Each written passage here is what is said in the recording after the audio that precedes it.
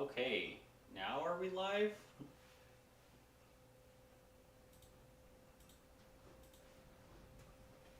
Maybe? I can't tell.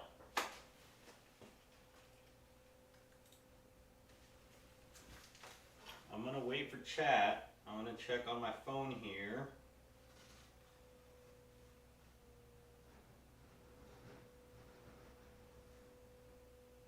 We're gonna see if we're actually live and if it's working properly. It looks like it is. I'm gonna test my audio here. Let's see, quality.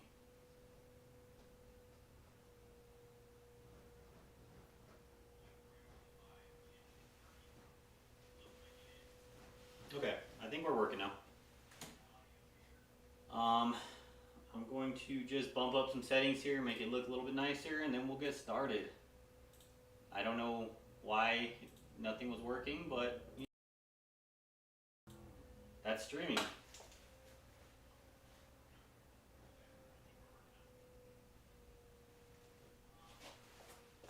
see.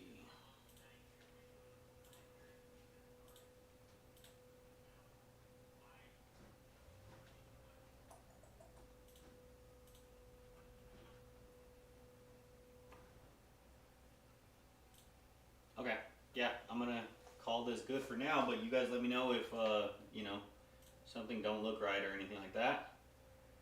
But let's go ahead and start working on this engine over here.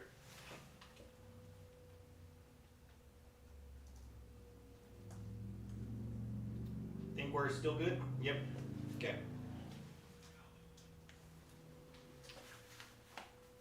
All right, I'm gonna get my Instagram going here. Doo-doo-doo.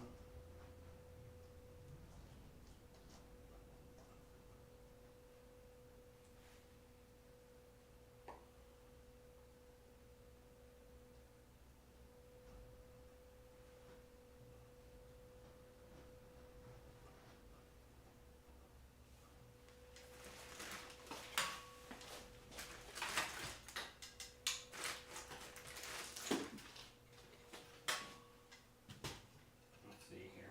Try to get this configured. Oh my goodness. Alright. Cleaning this camera. Okay. Still got a glare. Hold on.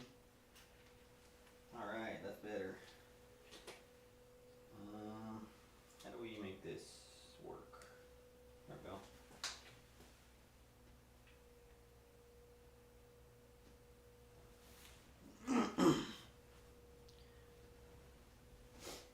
Alright, so the deal here today is I just picked up this used crank here for this engine. This engine was actually in my, what was it in? It was in my Suburban.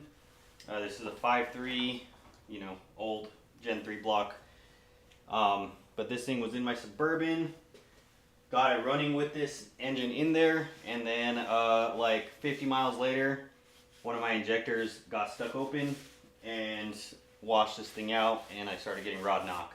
I'll show you guys the other crank here in a little bit, but it was far more gone than you can actually like polish or cut the crank for. We had lost about 30 thou on the crank there. So we got a good used crank here.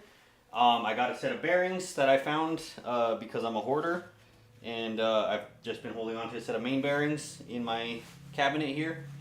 So I think the plan is we're going to just measure everything out, get the bearings on there. I'll get my dial bore gauge, and we'll really measure everything out, make sure everything's gonna work, make sure we have good oil clearance, and then we'll slap this puppy together.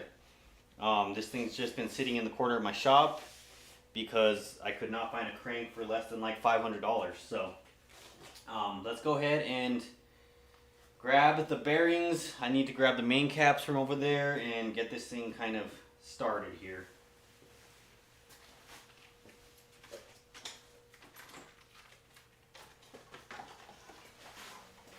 We're using these Engine Tech bearings, not because I care, but because that's what I have. The two big boys go in the middle. These are your thrust bearings.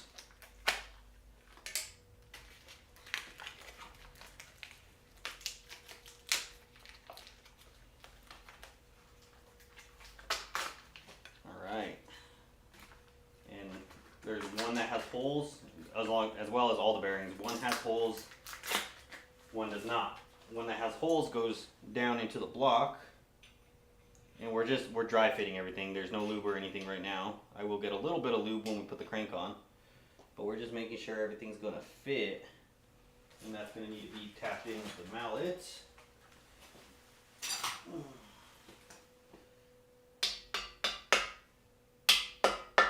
There we go. You want both ends flush there. So that's our center bearing, thrust bearing, whatever you want to call it. And then obviously try not to scratch the bearings with your knife.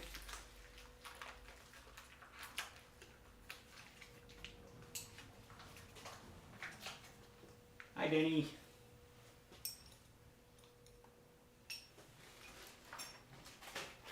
I'm using this 1953 Chevy as my workbench over here on the side.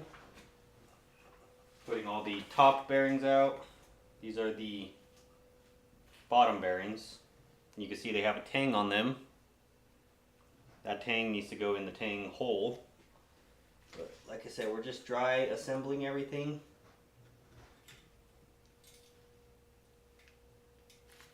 Oh no. See what happened there is my plastic bag got stuck in that bearing, so now we're going to have to work that out. Okay, make sure that plastic stays out this time. Get the tang lined up and then you just push down. Make sure it's flush with both ends. And move on to the next one. It's all pretty simple.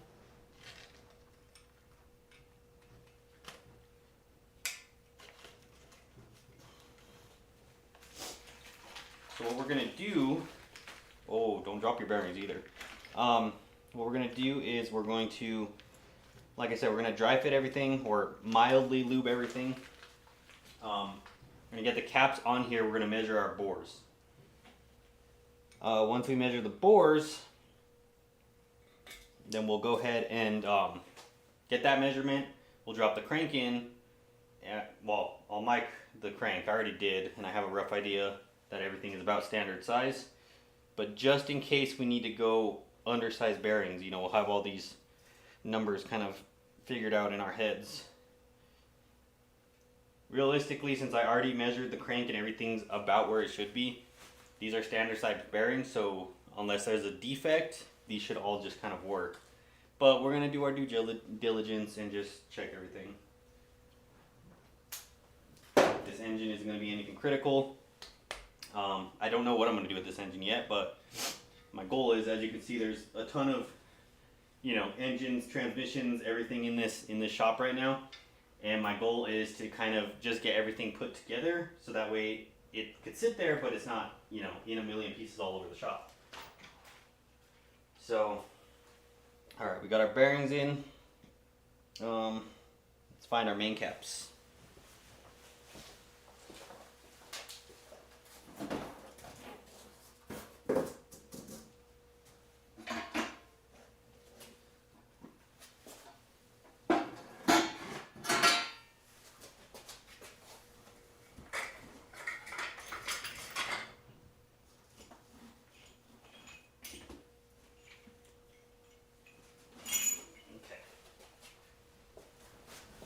These are our main caps. I'm going to throw this piece of cardboard down just to hold my main caps and any other parts. Okay. So our main caps, oops. Try not to mix up the bolts either. Let's see, those ones came out of that one. Boom, boom, and boom. Okay. Main cap should be marked. 5 goes in the back. Let's try to get everything in order here. 5, 4, 3, 2, is this 2? I can't tell. Might have to scrub that one. Pretty sure that's 2. If this is 1, then that's 2. Yeah, this is 1.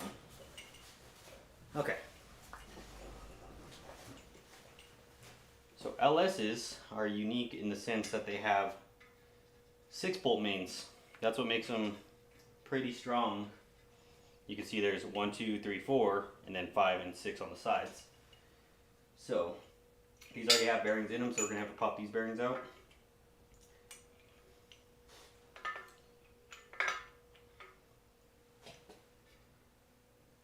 Sometimes you can push on the bearing, but other times we're gonna have to get like a little pick and pry it out.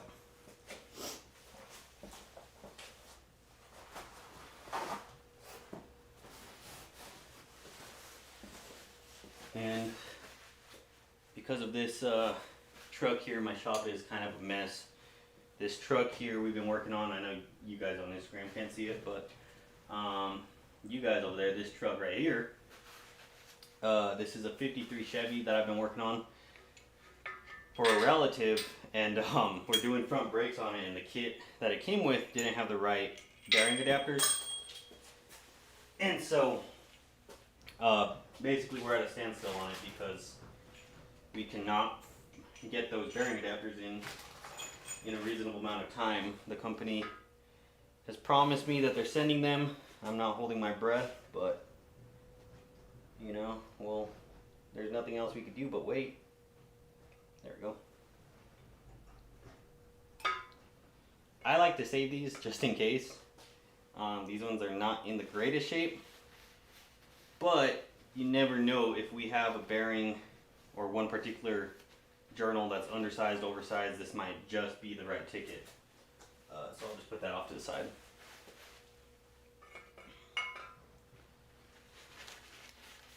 Wipe off anything yucky. Okay. And then we'll get our other cap.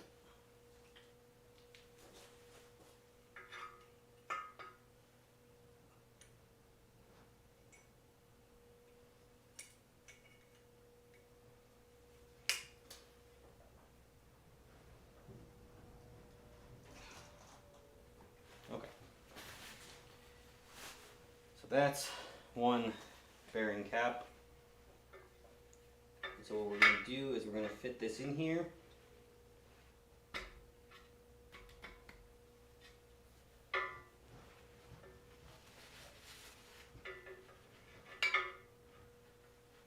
Everything's kind of got to go in at just the right angle.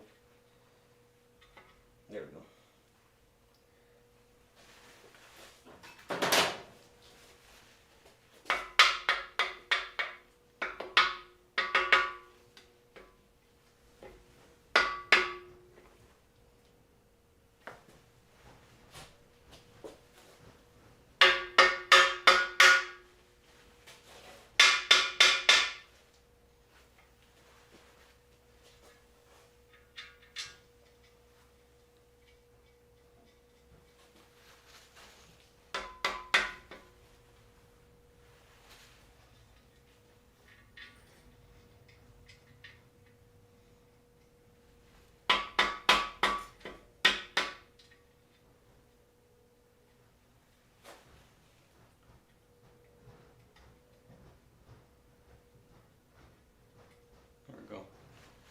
Make sure those, oops, god damn, sounds like my garage door is about to blow away. Okay, so we're just making sure they're flat.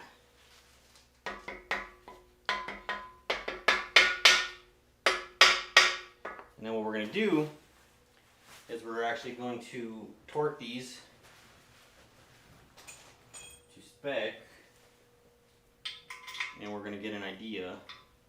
Let's see, do the bolts go? Yeah, bolts go outside. No, nuts go outside, bolts go inside.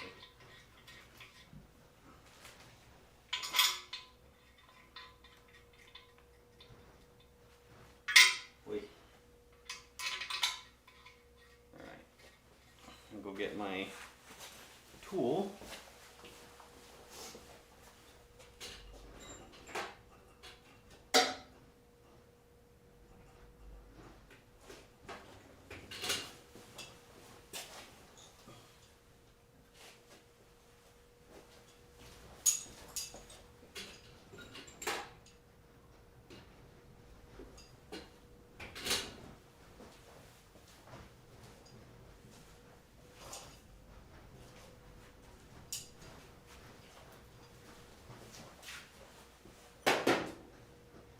These are 15s.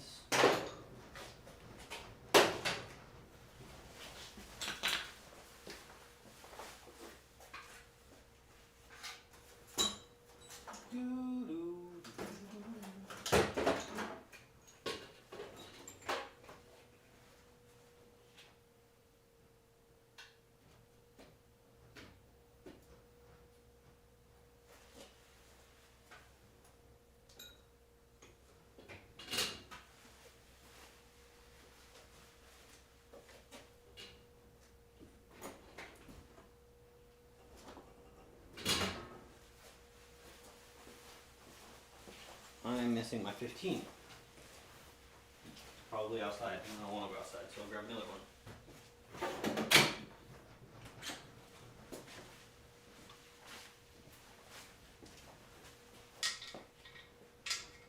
Oh, actually, so there's a 13 and a 15.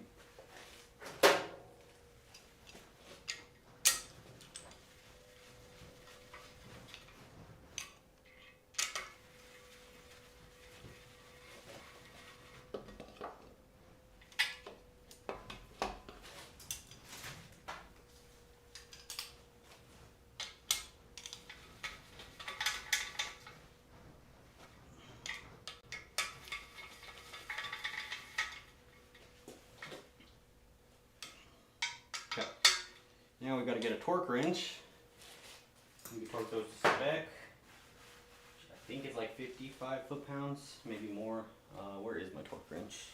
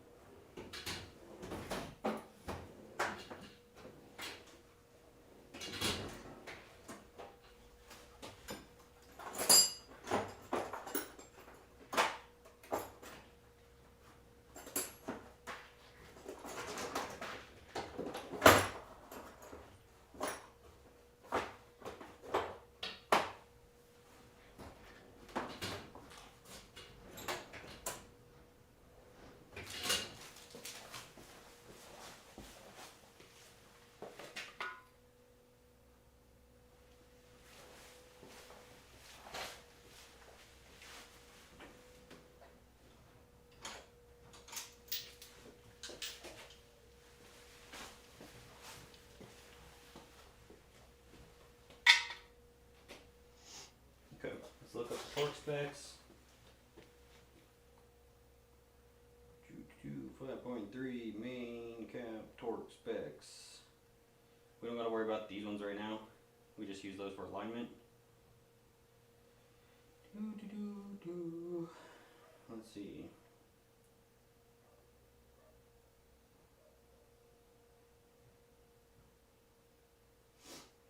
$53-ish. There's a first pass, second pass.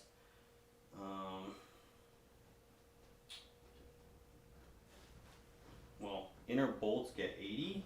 I don't like this. Hold on. I'm gonna find the Summit Racing one if I can.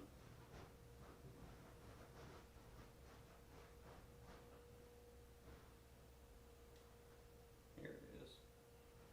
That's a Gen 4.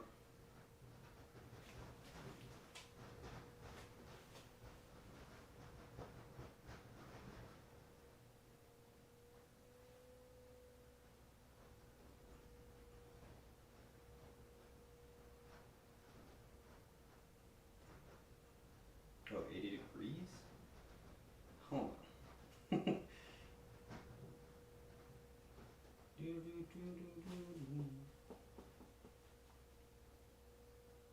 Crankshaft. Okay, so it's 18 and then 80 degrees. Ugh.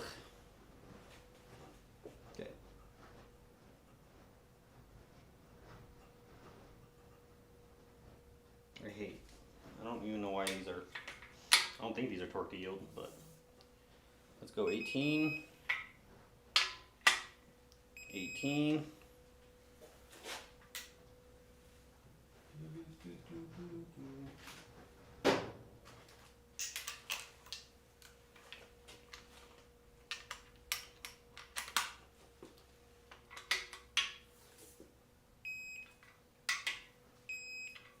Okay, now 80 degrees, where it gets funky.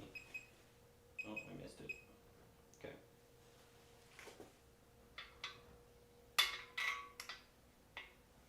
Okay, gotta let our torque wrench calibrate. That's why I hate doing these. Okay. Okay, we're gonna go 0. Did I say 80 degrees? That seems like a lot. I'm at 26 right now. 35. That don't seem right. I'm gonna be honest. I don't even like how 50 feels. I'm gonna be dead honest. You guys are gonna witness a live bolt snapping. Pretty sure. I'm gonna say 65 is good. I feel 65 is plenty. We're really gonna push our luck? Okay, there's 80. Okay, God, that felt horrible. Okay, here comes another 80. Oh, now we need to reset this? How does this work?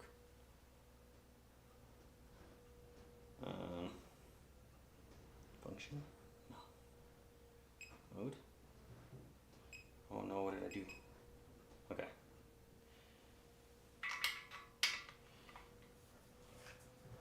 Okay, there's 30, 40, 50, 60. God, that feels so gross. I don't know how to explain it, but I don't like it. Okay, 80. 2 more times.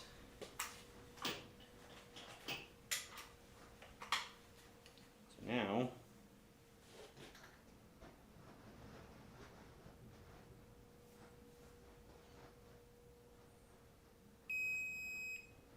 oops.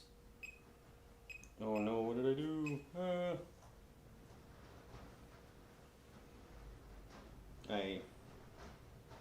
I don't know how to work this torque wrench. I don't use torque wrenches. I use the old elbow. See, full send. That's what mode we're using right now. It's called full send mode. Okay. Calibrate. Do your thing. Okay.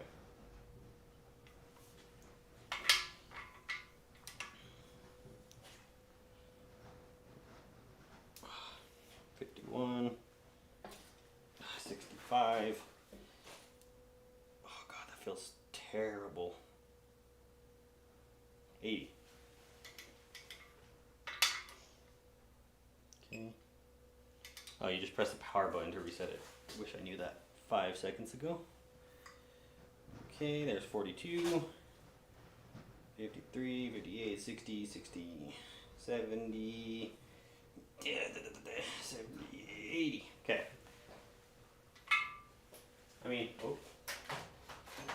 Hold on, let me run this in my shirt really quickly.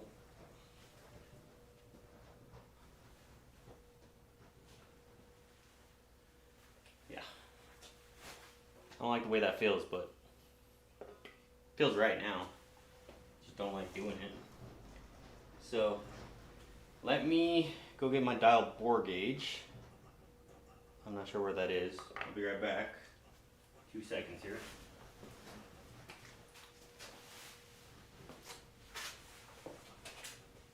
I'll check the cap before I leave. Will this fit in a score body? Yes, it will actually. I actually have one of these in the Suburban. If you want to go watch one of those YouTube videos after this, 87 Suburban, it's the big white one. Dropped one of these in there. This actually came from that truck. So, Go check that out if you get a chance.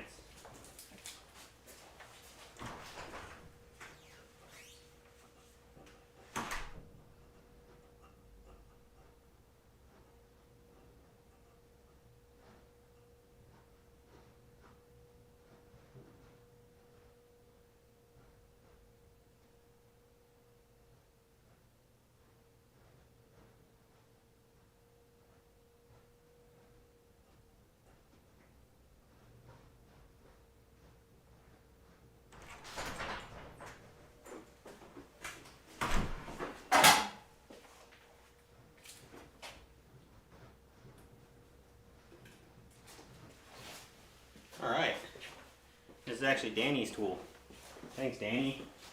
I finally get to use it.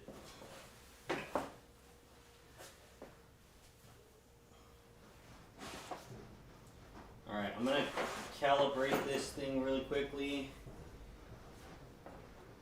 And then we'll get going on it. I need to see what the bearing should be.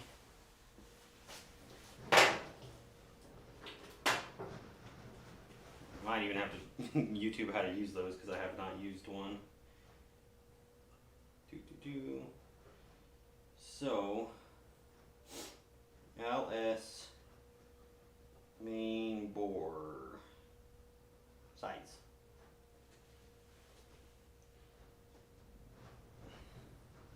No, not bore size. Main journal size.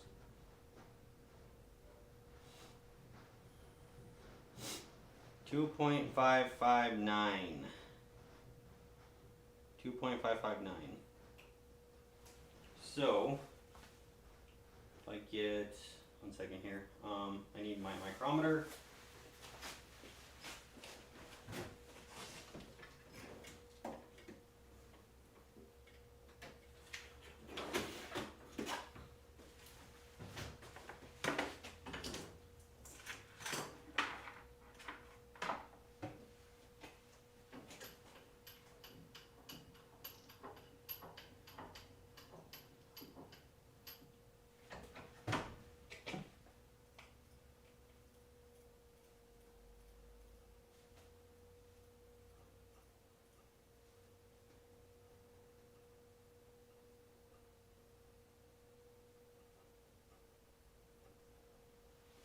I'll let you guys see what I'm doing here.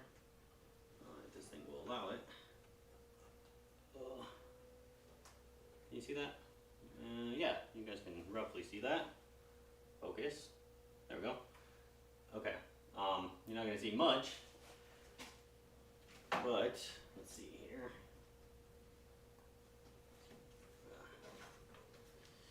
We'll get you there.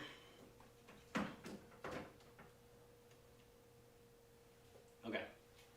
Oi. Tie it in. Okay. Boop. Hello.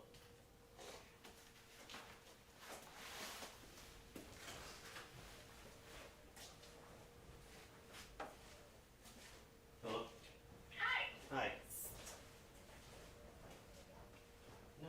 I mean, if you want to grab lunch or something, fine. Whatever you feel like. Buffalo Wild Wings? Sure. Okay. Okay. Okay, bye.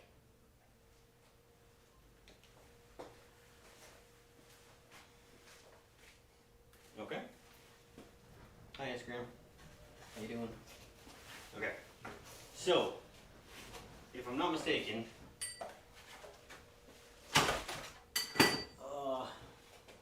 the way these work is we got to get this micrometer dialed in. Hold on, I just lost my feed.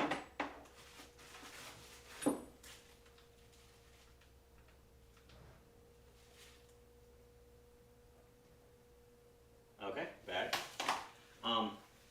So I'm pretty sure the way that these work is that, let me just make sure I still have, okay.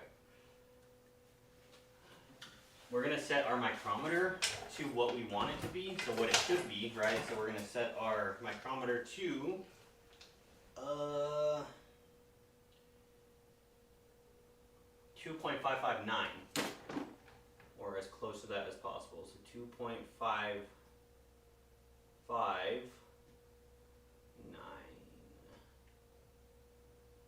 And I think if you grab this and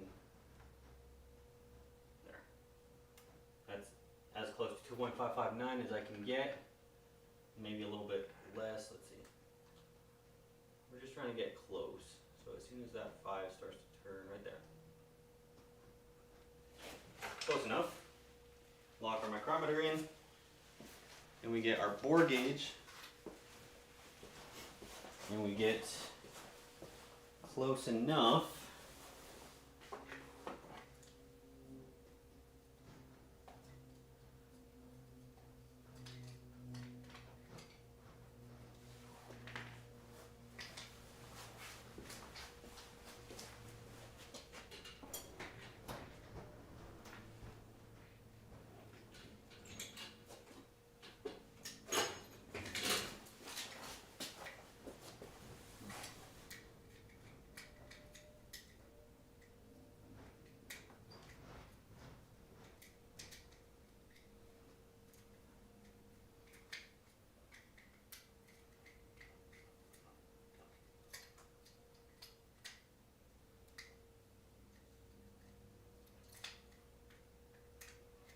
this is riveting content right now, but just bear with me, okay?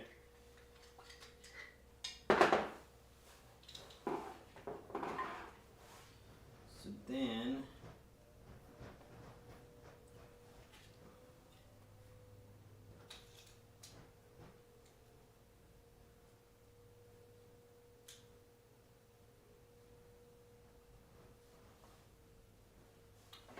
2.559.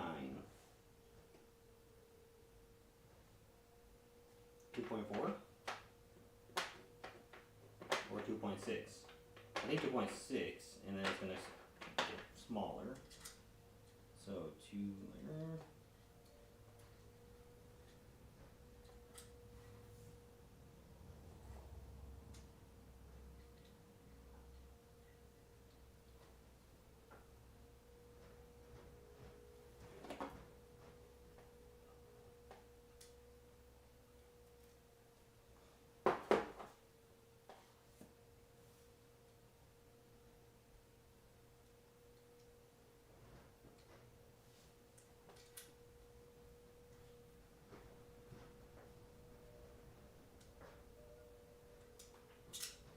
I don't even know how that's supposed to stay in there, but that's fine. Okay, so now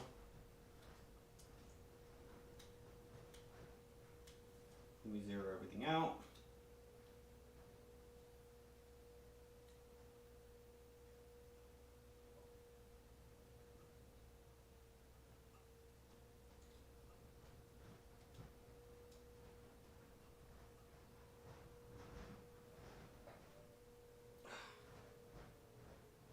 Okay.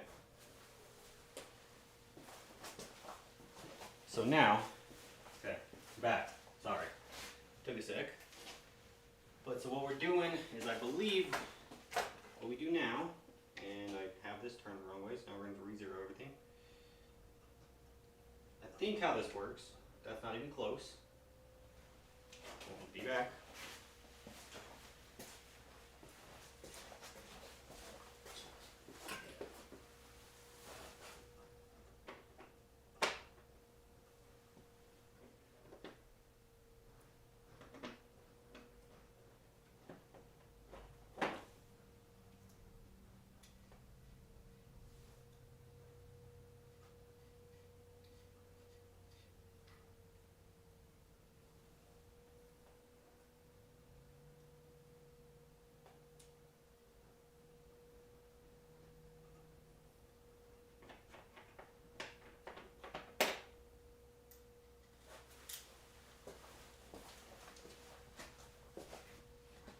Oh, I see. Okay, I know what I'm doing now. 1 second here. This goes in here.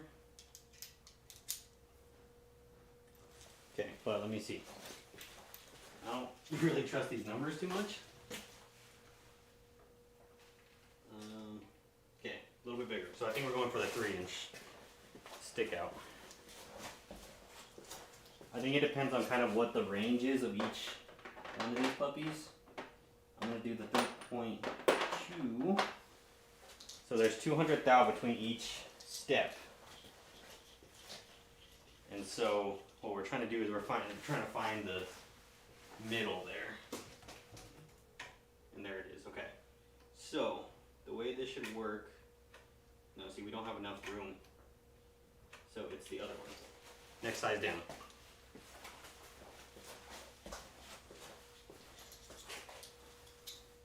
But I already used that one. I think there's little steppers that we can use.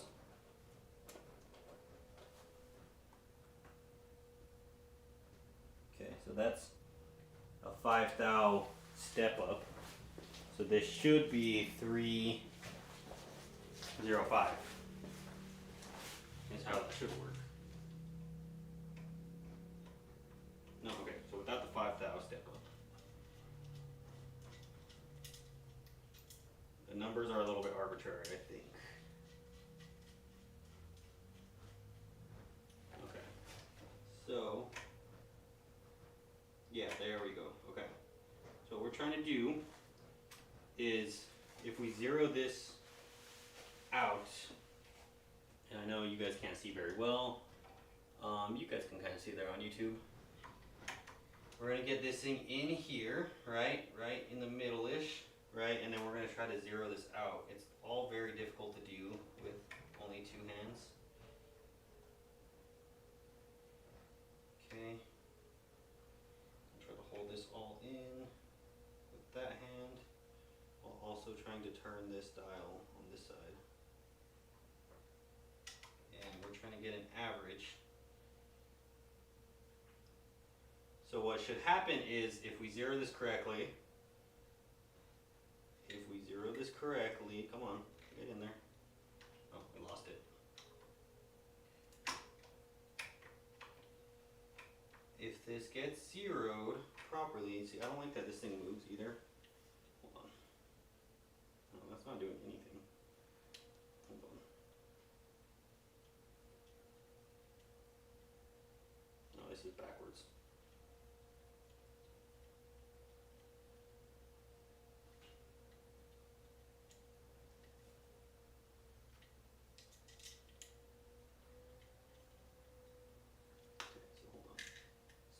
This to just barely, so like there, and then so we want this to have an effect on the gauge. Okay, tighten that down. There we go, that's tight. Okay, so now we want nothing to move that gauge down.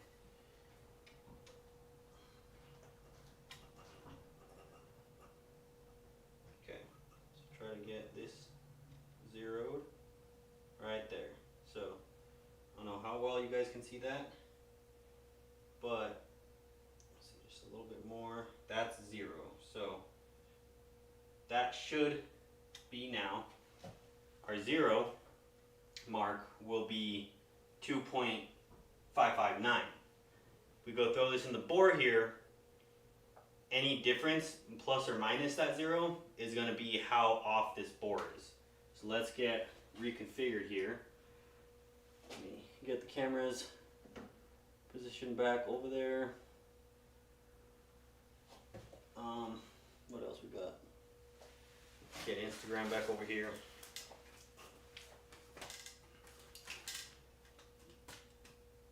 Okay.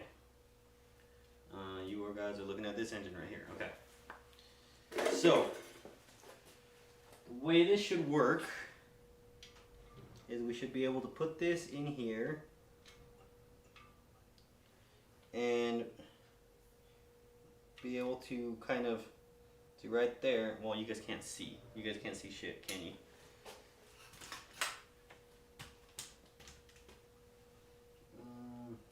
How do I get you guys to see? 1 second.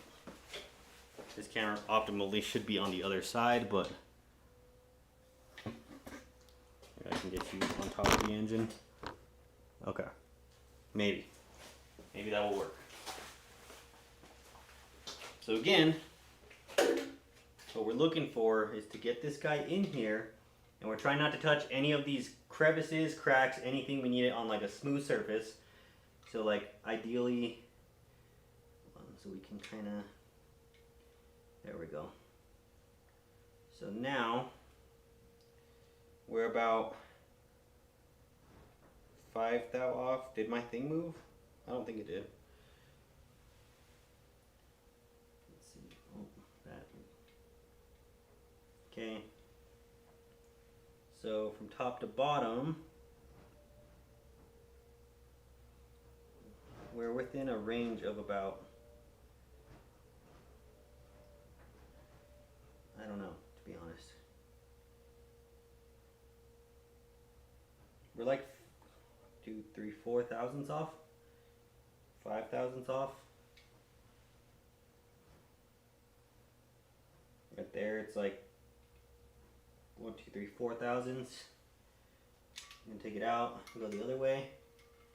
I know this is all very difficult to explain to you guys here because you can't really see the gauge that well. But what I'm looking at is from where my 0 mark was and how far away that needle is from that 0 mark now.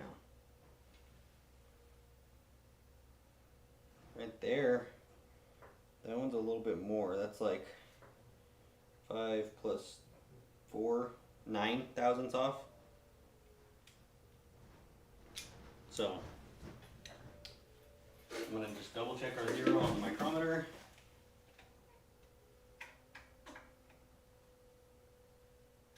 Oh, our zero's way off now. Oh no, not really. Let's see. This is so very difficult to do. There's fixtures and stuff to do this properly, which I don't have.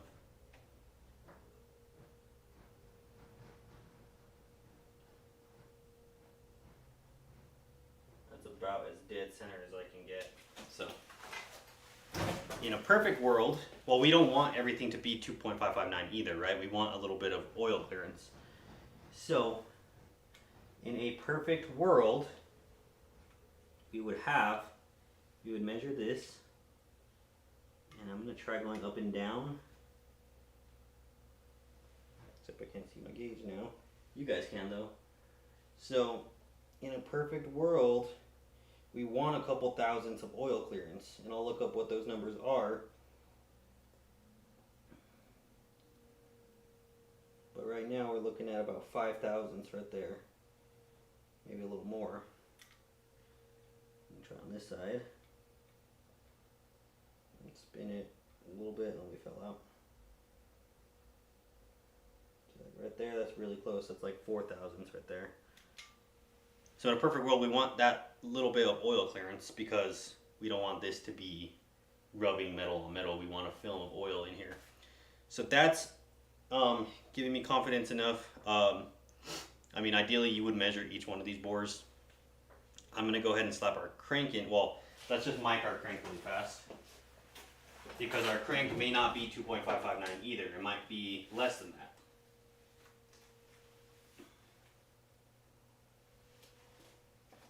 So, and I'm going to just mic this one more time. So what we have basically is 2.559 minus 5 thou.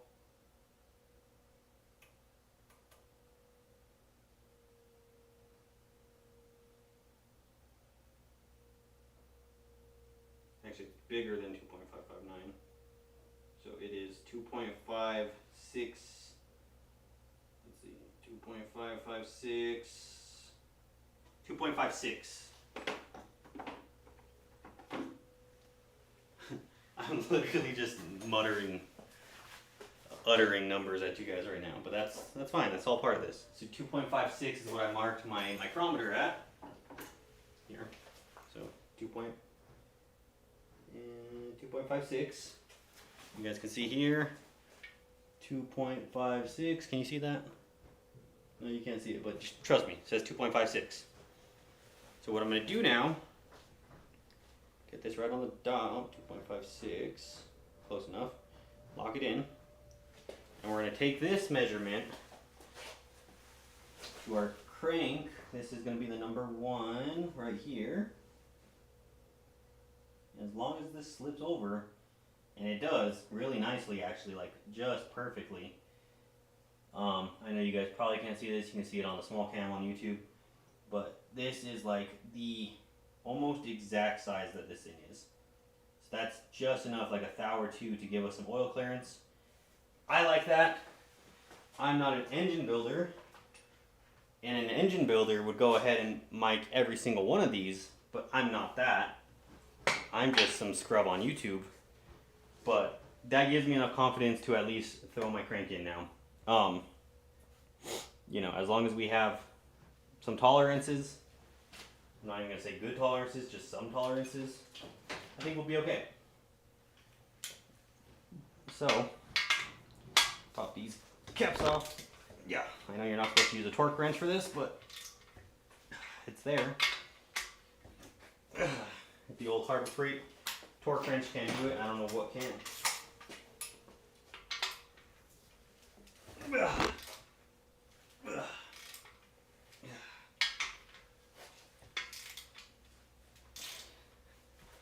Okay. Alright, I'm going to take this camera back out a little bit so you guys aren't up in my grill. Boop. Okay. these are loose again, we can pop this cap off, and then we'll get our other caps, put our crank in, and the real time kind of test, I mean, if you didn't have all this measuring equipment and stuff, is we would see how nicely that crank turns inside the bores, or journals is what they're called.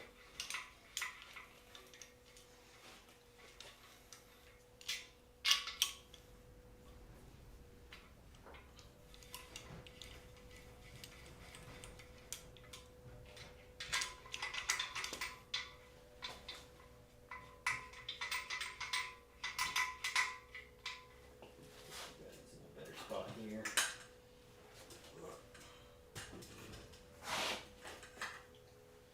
That's not the engine, that's the engine. Okay.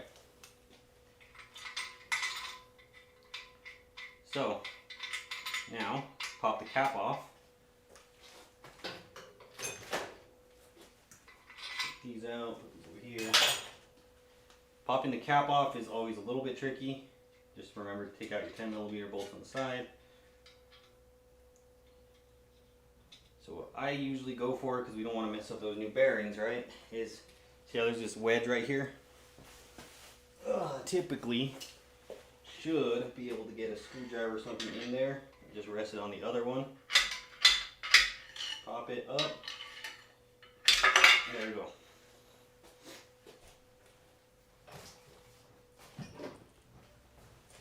So now, we can grab this crank, which is heavy. You know what, I'm going to put this knot there. Grab this crank. Ugh, only weighs about 80 pounds. Very gently, we're going to lay it in here. Just don't smash your fingers, because that sucks if you do. And then what I'm going to do, grab a paper towel, because there's just a little bit of dust on this thing. And so we're going to wipe each half off and then spin it, wipe the other half down. This thing's a little bit dusty, being that it just came off of some random Facebook Marketplace's patron's garage floor. That's fine. A little bit of dust never hurt anything.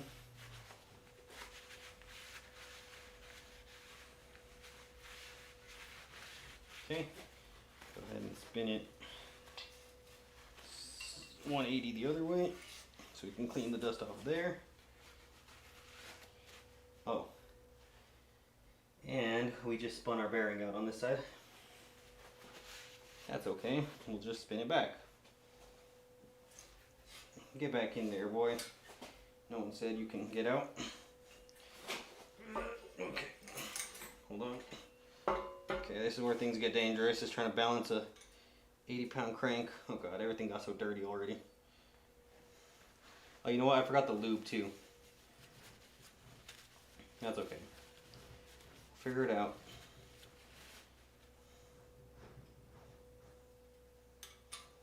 You know, maybe I should take this crank and actually clean it. Nah.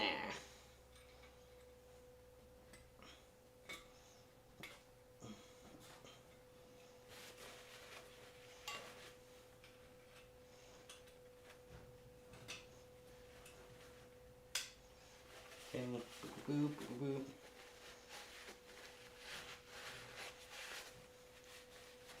Really, the more dust you put into your engine, the better. You know, that's just an old engine building trick, really. You guys ever heard of like barn dust and all that? It's good for it.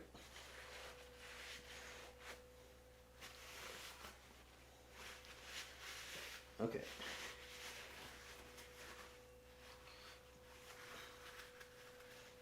Oh god, okay. Okay. Let's get our number one cap back on there.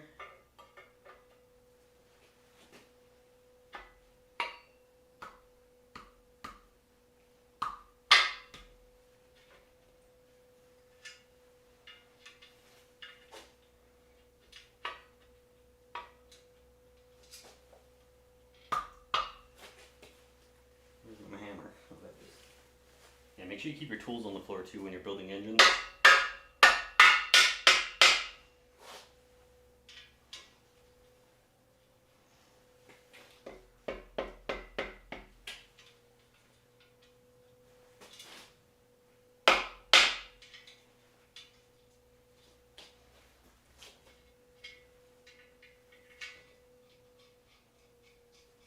Okay. Here's the part that takes forever.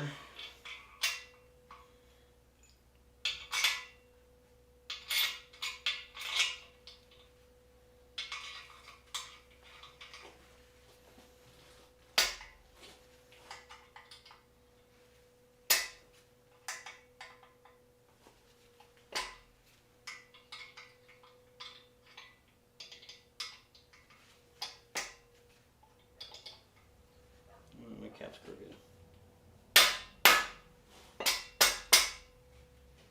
Okay. I could fix that. There we go.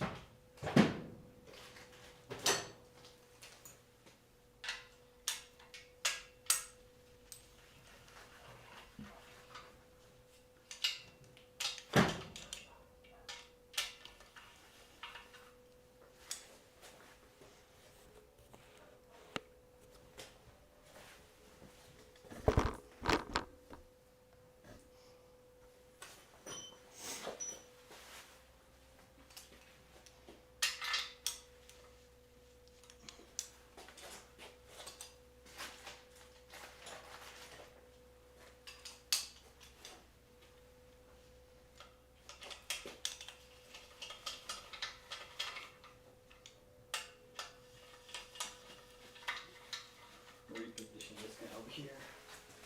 Got like pointed at a weird angle. Okay, that's better. Alright. So we're just going to loosely tighten everything down, because then we're going to do the main torque sequence, which is like inside, outside, like that.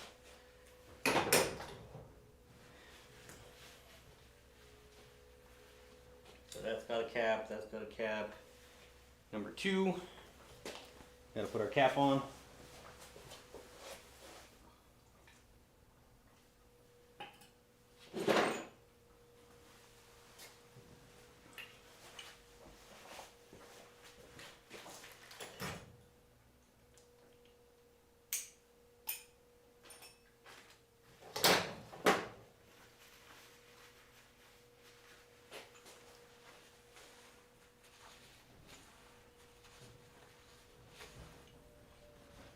Also, I forgot the lube. Let me go grab the lube.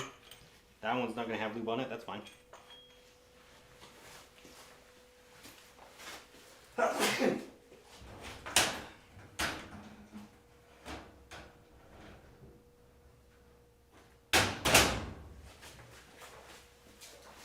I know this says cam and lifter installation lube, but I mean, it's fine. Just a little squirt. Nothing crazy. Just enough to give us a little bit of lubrication.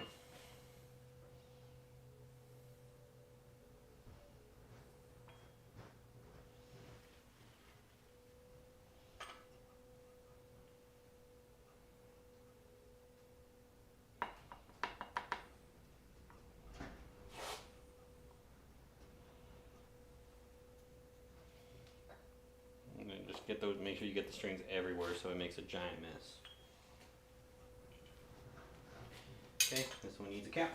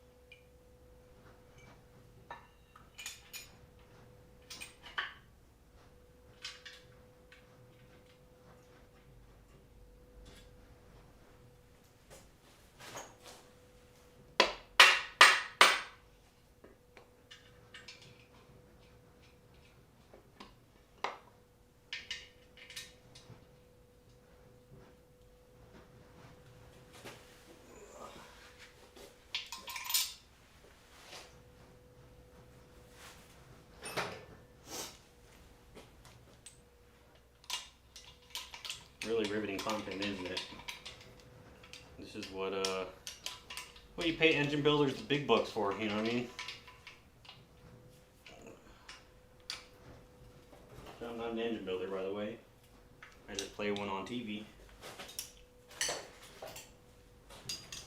This thing will most likely live a nice life of like 500 miles before it starts rod knocking like every other engine I build, but that's fine.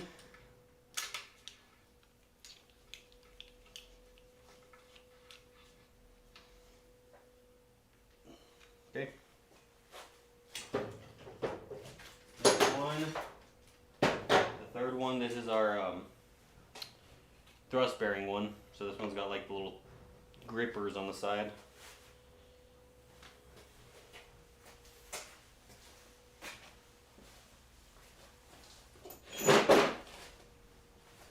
And by that I mean these. See how it's got this thrust surface here? Oh, sorry, this thrust surface here. Pop this guy off.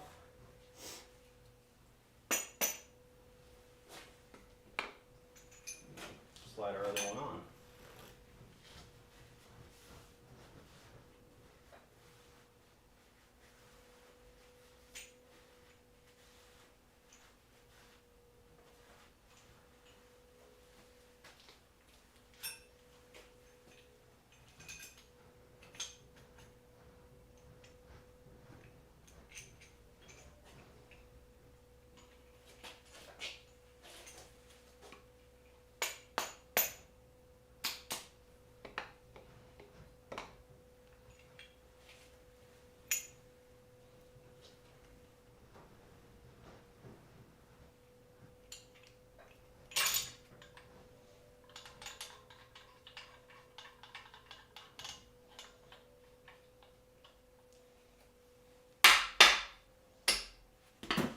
There goes my lube.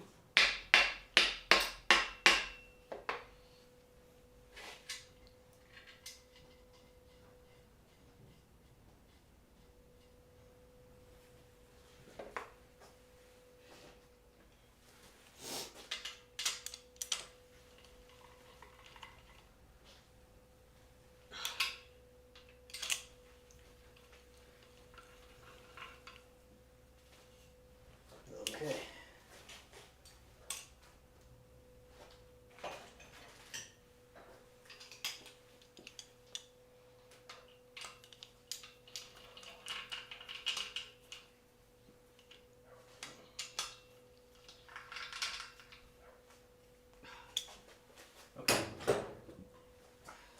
Number 4.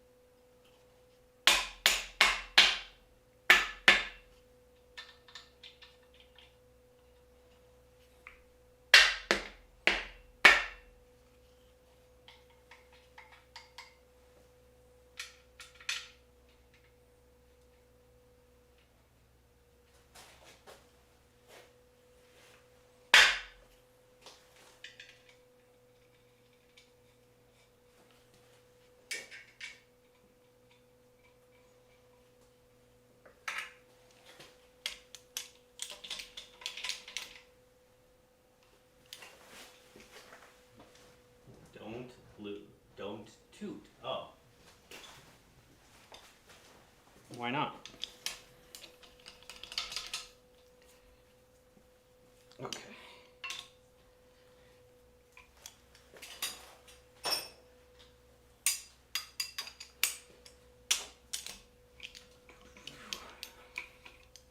All right, so we're almost on to the last main cap, and then we can, you know, really spin this crank around, make sure everything feels good.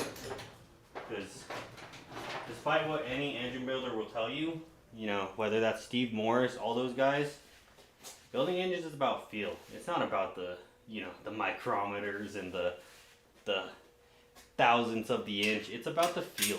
You know, if it passes the vibe check, then it's a good engine. You know.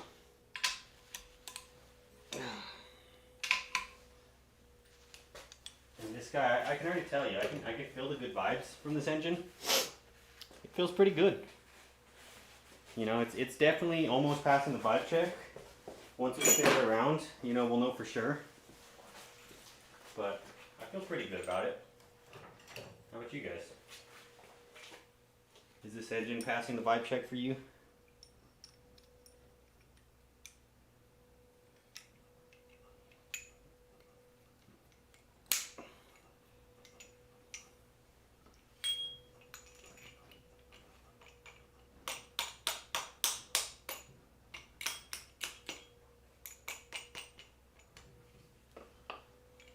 Okay. This is the last one.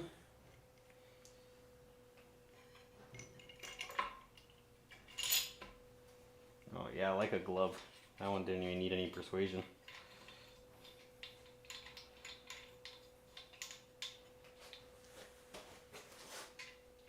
Okay, maybe it needs a little bit of persuasion.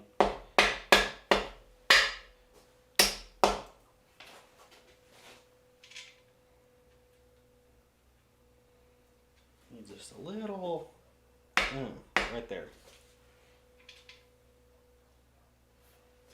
And then it needs a little, and just one more little, you know, there, and then just a, yeah, there it is. That was it. That's what it needed.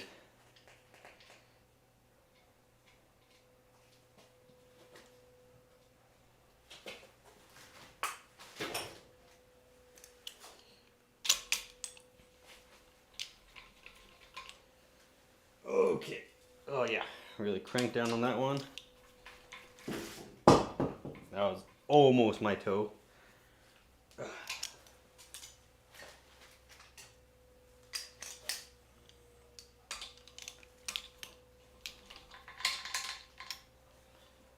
And a little bit, and a little, one more little, okay. I'm gonna get a napkin.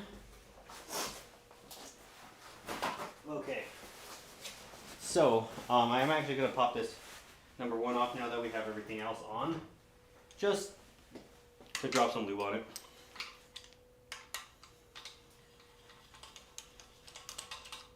Because I forgot to.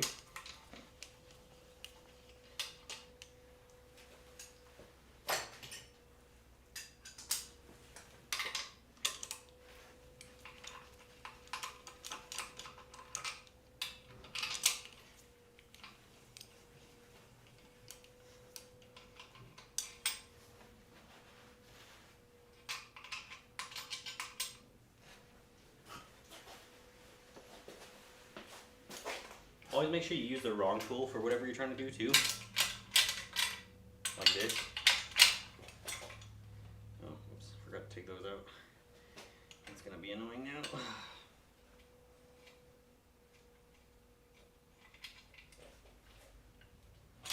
Yeah, make sure you never use the right tool. That's another engine building secret that a lot of people won't tell you, is that you don't want to use the right tool. You know? Whatever tool feels right for you, just use it. You know, this speed wrench, also a main cap bearing taker offer. But no one will tell you these things but me. And that's why you guys need to subscribe to my YouTube channel. because I tell you the things that other people aren't going to tell you. Ugh.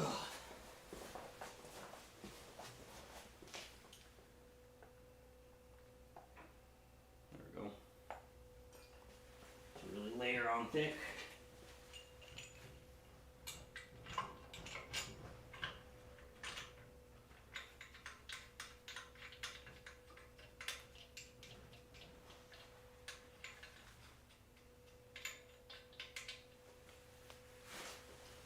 Okie dokie. Pop, pop, pop, pop, pop, pop. Okay.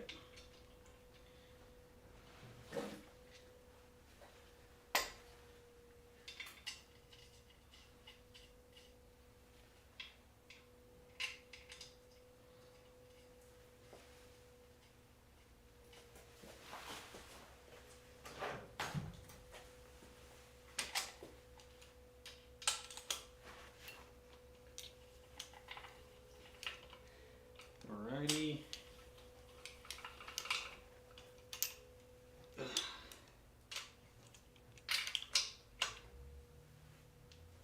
Okay. 2 more bolts, and then we can spin this thing. I'm gonna have to find a crankshaft bolt and a 24mm socket. And this isn't torqued down yet either, so I just want to get an initial vibe check. And then once we torque it down, we'll do a second vibe check. If both those feel good, then we're good to send it. Alright, here's the crank bolt. I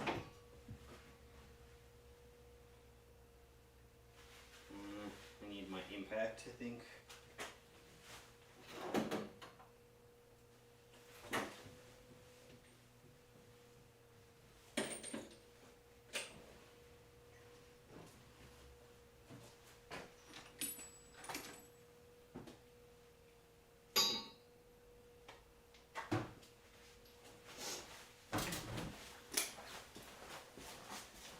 Big Poppy over here. Ugh. Big Poppy is this giant impact that I use. Best $200 I've ever spent, I think.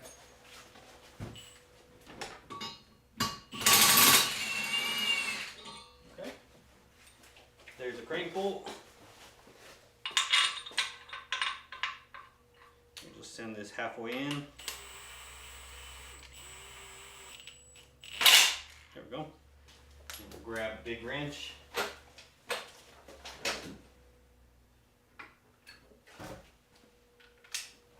And let's give it a vibe check. Oh. So far it's not turning, so that's definitely not passing the vibe check. There it goes. There we go. That's feeling pretty good. Let's get that loop kind of worked up in there.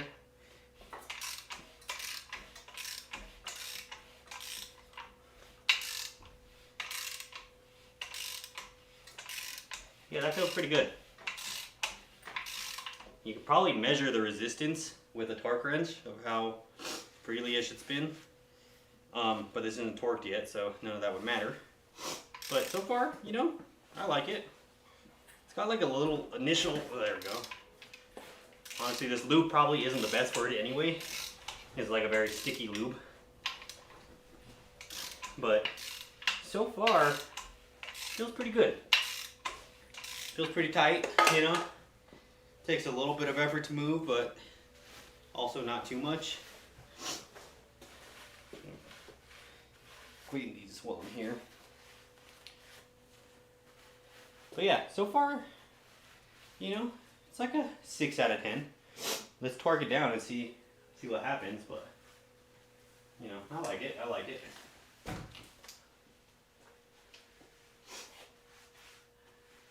Thank you, Ms. Vic.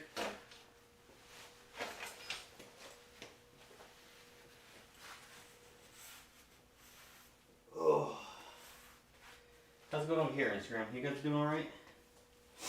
Got any questions you need answered? Burning things? You know, how to build an LS engine like a pro?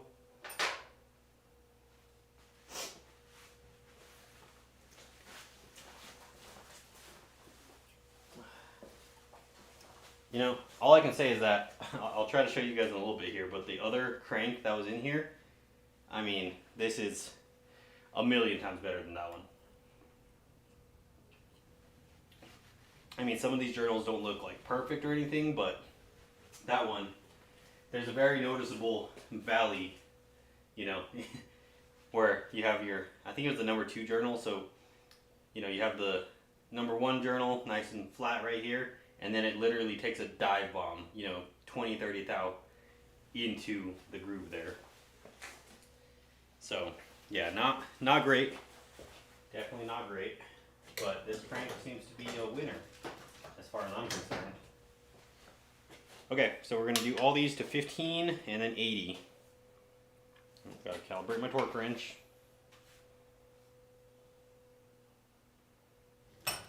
Whoa. So we need to go to 18 foot-pounds. We start with the number 3, which is that center one with the thrust bearing. 18, and we work our way out. 18, 18, 18,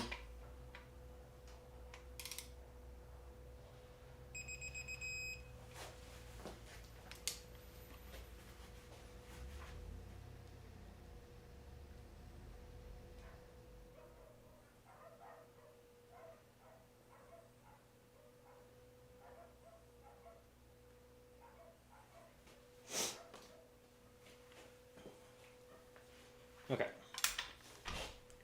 18, 18,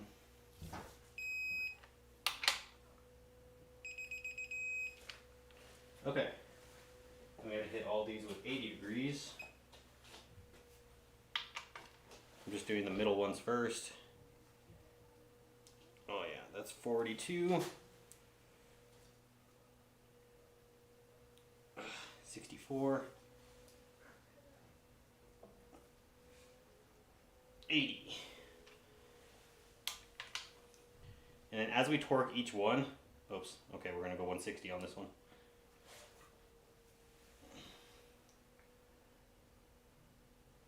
But yeah, so as we torque each one, I'm gonna just spin that crank some more. Make sure nothing starts binding or anything like that. So grab our wrench. That was just 2 bolts, right? And so this shouldn't change much. And it hasn't. Still spins nice and smooth. There's like an initial sticking point, but that's probably more that I'm torquing the actual bolt than the crank not spinning.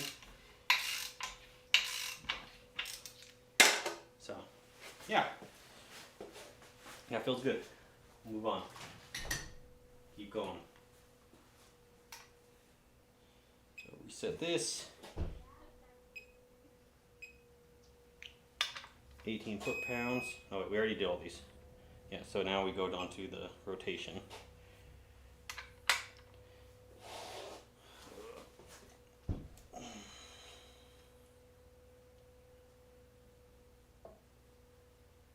Okay, there's 80. And then we'll do 80 over here, reset it.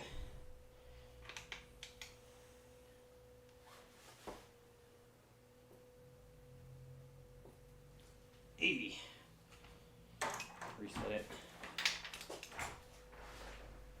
Hi. How you doing?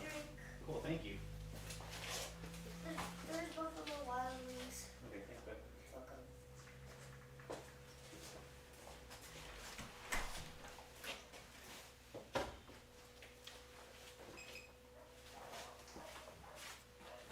Okay, lost my degree thing there. I think we did this one already. And now this one.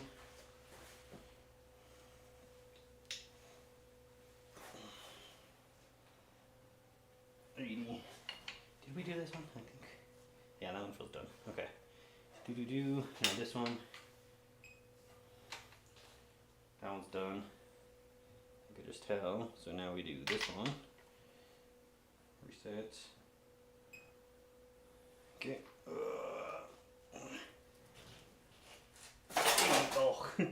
move the whole stand there, close enough to 80, I think. Outer one.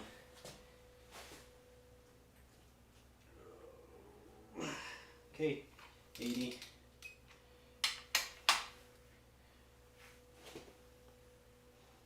Okay, that one was 80. It was like 84, but that's fine. And then this one, was it? Yeah. Oh, this whole stand keeps moving on me. Keep my foot there. Okay. 80. And this one's done too. Yep. That one, yep. Yeah. Yeah, oh, that one doesn't feel good. 80. Okay. That one's done. That one's done. That one's done. That one's done. That one's done. Done and done. Okay. That was all 13 ones. Now we move on to the 15 millimeter bolts. Did I reuse bearings? No, these are new bearings. New meaning they've been in a box in my garage for who knows how long, but I think they were new. I think they were for something else that I didn't end up using them on. So they're new. We'll consider them new. I would say main bearings are one thing. Let's see. How do I word this? You probably should buy new crank bearings if you're swapping cranks, or at least measure everything very precisely, right? If the box says standard, most likely there's gonna be, you know, it should be close, maybe 1 or 2 thou off. But the problem comes in when you're trying to use maybe a used crank, like this one for example, but maybe this used crank was worn a little bit, maybe 5 thou on the journals. So when I'm talking 5 thou on the journals, I'm talking this journal has worn away, you know, 5,000, or let's say we got it reground. We went 5-10 thousandths undersized, right? So now what you're gonna, I think it's 5 thou oversized actually. So now what you're gonna need is you're gonna need a bearing that is 5,000 undersized, which means the bearing itself is actually thicker. So it'll compensate for that amount of crank that you've taken away, right? So the only thing you could do with a crank is take it away. You can't add to a crank. I mean, I guess you can, but not really. So you can't add more material here. As it ages, it's gonna wear away, right? 300,000 miles, these things could be 5-6 thousandths undersized here. So then we're gonna need an undersized bearing that's thicker, like has more material to make up for that lost space. You know, if you guys go back and watch this again, you can see where, you know, I use the bore gauge and stuff. I mean, I'm not using any precision tool. I mean, I'm using some Mitutoyos and stuff with that dial bore gauge. I mean, who knows how accurate that thing is. It's just to give me a rough idea, right? Now, this one particular journal here, I don't know how well you guys can see this. This one journal here does have like some very, very light scratching on it. They're almost just like not nicks, just like hazing, I would call it. But realistically, I can't feel it with my fingernail, which means it's less than a thousandth, and it's good to send. What else? What else can I think of to tell you? It is possible, because I tried it. I did try it. It is possible to polish the crank at home. It's a little bit of a pain in the ass. A lot of bit of a pain in the ass. But basically, if you have like a really strong power drill, like a corded one, you know, old like Hitachi drill or something, you can actually, you know, get like an adapter to fit inside the drill and then get a 24 millimeter socket. And then what you would do, it's kind of a throwaway thing, right? It's kind of rough, but what you could do is put the crank in here, just 1, 3, and 5 with the caps on, loosely, and you'll be able to actually spin this crank. And what you're gonna do is you're gonna get actually a piece of like, how would I describe this? This is very hard to describe, but basically, you get a piece of sandpaper or some kind of abrasive material, right? Here, this is from my last experiment here. So this strip of 220 grit, I mean, I started off pretty low grit because I was just testing things out with that old crank. I was just, you know, having a go at it. But basically, you would put this inside the crank journal, drop your crank on top of this, wet everything up, you know, WD-40, PB Blast, or whatever. Put your crank on top of it. Loosely fit the bearing cap. Actually, no, you wouldn't put the bearing cap on this. On whatever one you're working on, you don't put the bearing cap on. And then you basically wrap this around the crank, turn on your drill, make sure everything's lubed up, and this will spin inside the crank. I was able to get pretty consistent lines with it. Let's see. Let me find the crank that I was working on to just show you guys.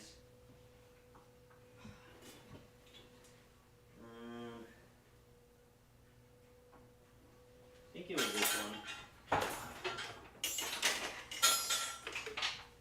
So, oh gosh. I mean, this thing is junk basically, but let's see here. Ugh. Let me see if I can show you guys. Yeah. Okay. All right, without messing up my crank. Right here. You guys see this? Let's see. Let me help you guys see this better. Instagram, you're just gonna have to go back and watch on YouTube. But you see this journal here? That's a raw journal, but none the matter really. This was actually way off before, and I was actually able to get like a nice surface finish back on it by using like 1000 grit on here. It's just the problem is that this whole journal, there's a step here, so it's still got, you know, 5/1000ths between the two journals. On a main journal, that would have been fine because it doesn't share the surface with anything. But on this one in particular, you have two different bearings riding on the same spot. It wouldn't work out. You might be able to get like a bigger piece of sandpaper and sand the whole thing down, but you're going to take away material from here while not taking enough from the middle. Basically, it's possible to polish a crank at home. You could use like a shoelace, put the sandpaper in there, and just kind of go back and forth with it like that. There's lots of ways to do it. It's a pain in the ass. But unfortunately, there's not a lot of like machine shops anymore. At least where I live. I went to, I think, what is the last machine shop in my town the other day. And I mean, I'll be honest, dude's kind of not the friendliest guy. And I was just asking for a small job, and he just didn't really want to do it. And I don't blame him. There's not enough money to be made for like little odd jobs here and there. Machinists are gonna want bigger jobs, complete engines, stuff like that. But you might be able to get a crank polish for $50, $100, or whatever. Really, it depends on what area you live in. We have basically nothing here in New Mexico at this point, at least in northern New Mexico. But all right, enough ranting. What are we doing? Okay, so now it's the 15s. So again, 18 and then 80. Let's see, this is, that's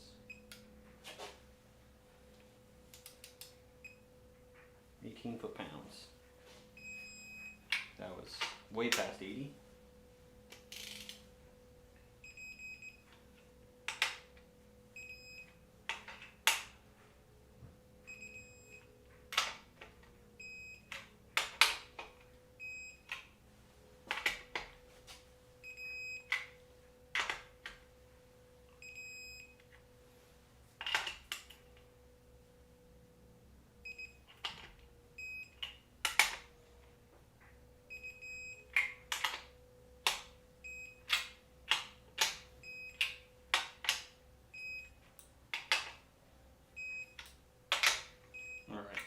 After this sequence, I'm going to go eat some lunch, and then I'll probably be back later on.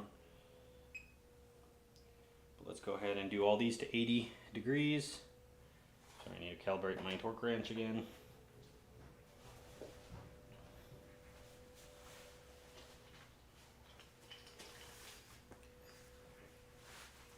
Let's see here.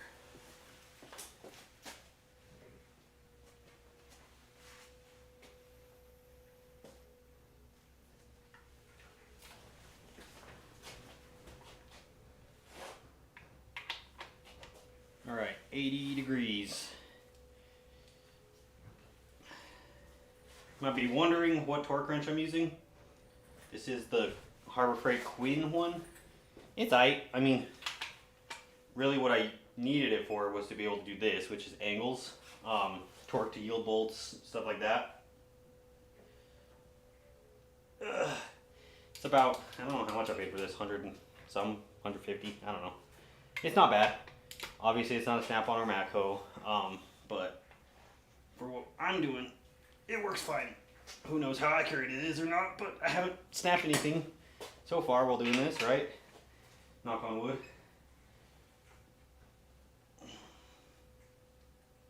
Oh, that one feels tight. I don't like that one. Okay, phew. That was a nail biter for sure. Okay, that one's already been done, so we need this one. Fuck, but I'm okay. It's gonna be a little bit under 80, I think, like 70 something. Okay.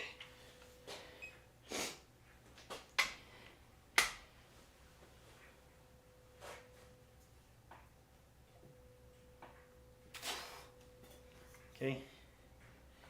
This one.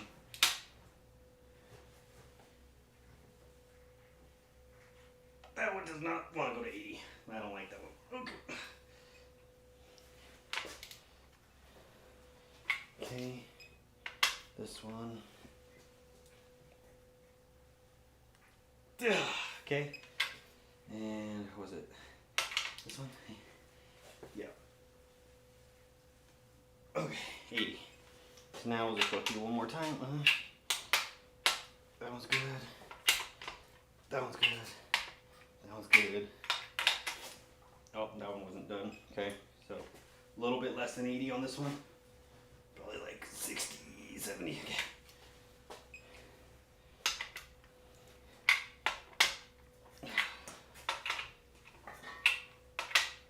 Okay. Okay. On a return system, how do you control PSI? Well, you need a regulator of some sort. On a return system, so you're talking your regulators on your intake, if it's a return system. Let's see. On a Vortex style intake manifold, your return should be on the intake if you have the two ports, right? So I always talk about which one, since I can't use Camaro one. Here's what I would do if I was you. Tell me real quick, does your intake have one port on it or two ports on it? Because there should be an inlet and an outlet if it's a return style intake.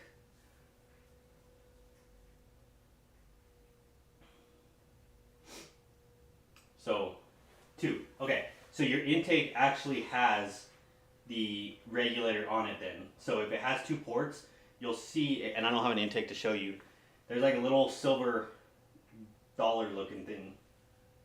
Yep, yeah. So there is, on the rail itself, there's like a little coin shaped object, like a little silver coin thing. That's your regulator. So that will actually regulate it down to 58 PSI. I've never capped a return on one of those, so I don't have any advice on how to do that. The only other way that I've done it is to just swap rails to a returnless system. The kind of crappy part about a return intake is that now you're talking about two lengths of hose that has to run back and forth to the truck.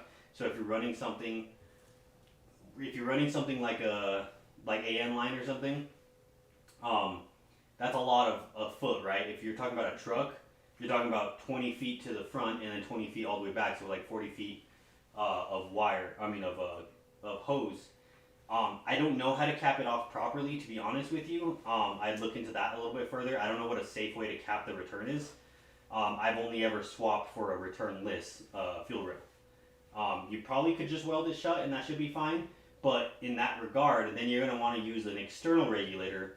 And so what I would use, or what I have used, if you check out the square body fuel, let's see. So if you look on my YouTube videos, square body Suburban, it's like one of the more recent videos.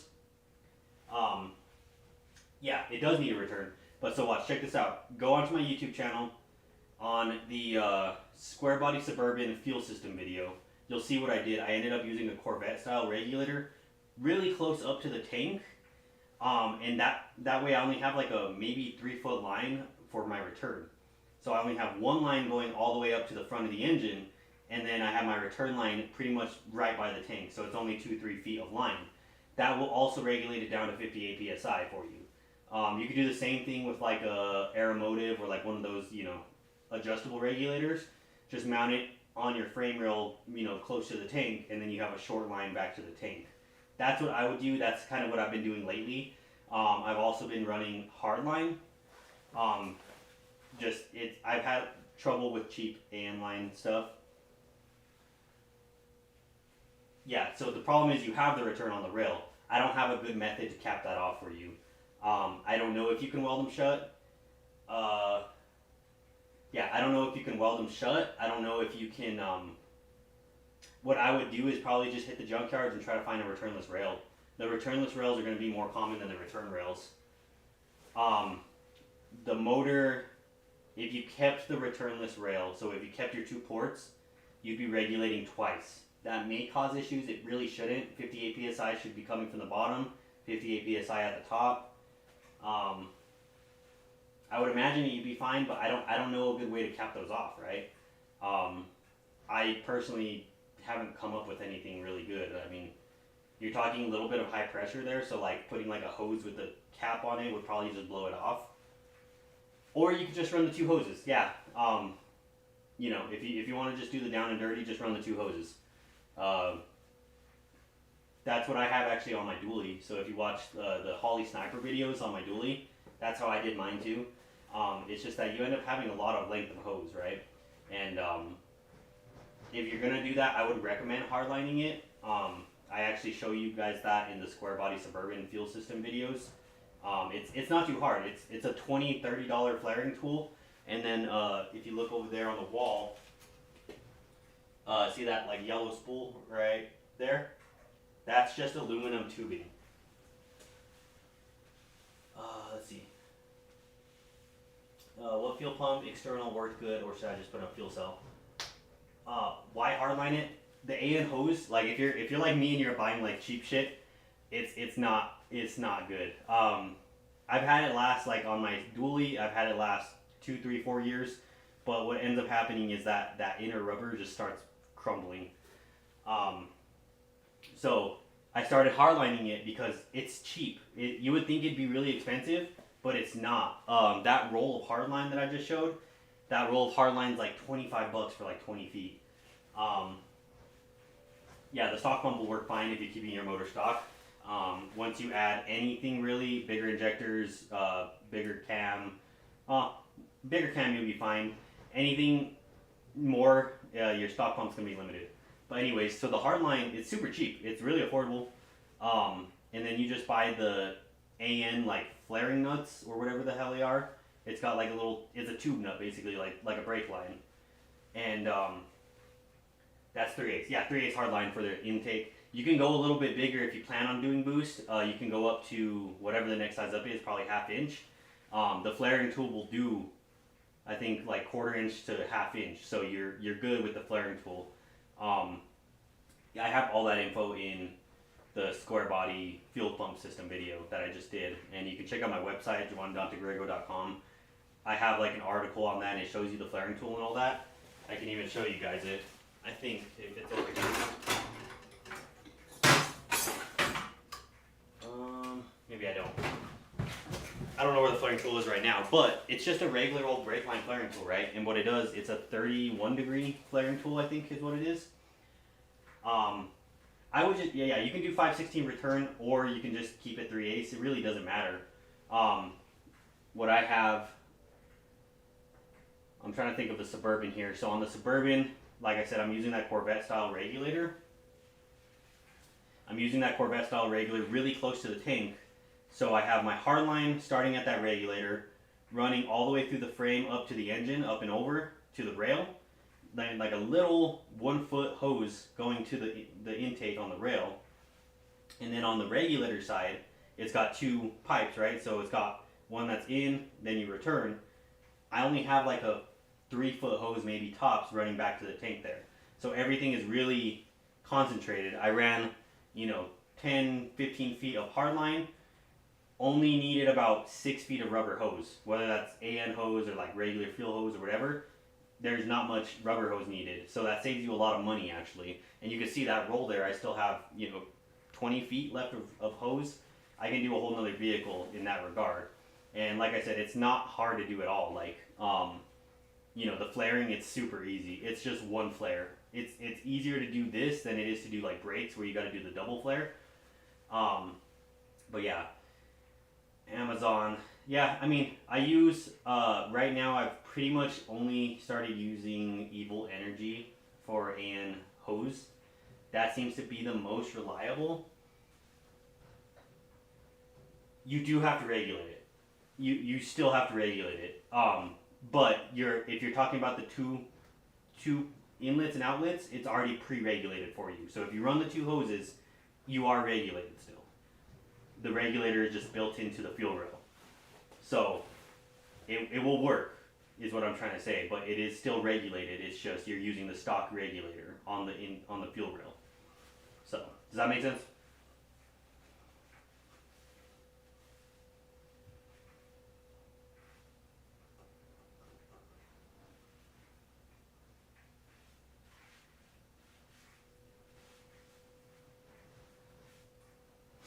But yeah, so yeah, hardline. Check out that video. It's pretty informative. Yeah, you don't need a separate regulator basically. Yeah, exactly. A good example of that was when I did my square body dually. If you look back at like the Holly Sniper videos, very similar. The Holly Sniper has two inlets and it has an inlet and an outlet on it, and so it has a built-in regulator basically. And so I ran two lines from my tank. Well, two lines back and forth to my tank. One of them's the return, one of them's the intake. So, yeah, same concept. Let's see, what else? Yeah, no, I mean, whatever you have is just what to use, you know what I mean? If you have the dual rail intake, you're just gonna have to spend a little bit more on hose, right? If you have the single rail, you're gonna have to spend a little bit more on a regulator. So it really does equal out no matter what. But I'm actually gonna go grab some food real quick. I'll be back probably an hour or so, and we'll finish. Oh, you know what? Let's spin this engine one time. Now that everything's torqued down.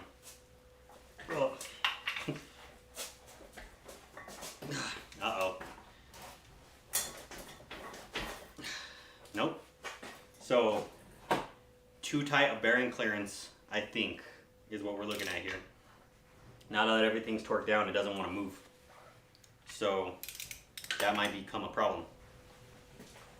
Let's see if we just, we tap one of the weights. It's moving a little bit, but too tight a bearing clearance, I think. So we're gonna have to come diagnose this. Or it's that lube that got sticky. Let me see. No, yeah, we're good. It's the lube. This is not the right lube for this application. What I'm actually gonna do is find my can of PB Blaster. Actually, this rolls really nicely now. But it's that assembly lube I use is really sticky, so once it sits, it gets hard. Let me see if I can find, there it is. What I'm gonna do is while I go eat, I'm gonna just, give this a nice little squirt. It's really hard to get into the inner ones. How do we get in there? If I can get into the oil galleys, I'd be able to do it. But I can't. But oh well, we'll just, send some lube down the holes. That way that assembly lube doesn't stick too much. That's what's happening. Because once this thing does start spinning, like that, that's nice. Feels really good. So, that was my bad. Like I said, I used the wrong assembly lube. I used Camel Lifter lube, which is really, really sticky. And it actually, gets a little bit gummy once it sits. But I'm trying to just work this WD-40 or PB Blaster into the bearings, so that way everything spins freely. But yeah, I'm gonna go eat, take a little break. Pretty much, if you guys have more questions, just hit me up. But yeah, I'll be back in a while. I'm gonna go eat some food, and we'll probably finish this engine today. We'll see. Later, Instagram.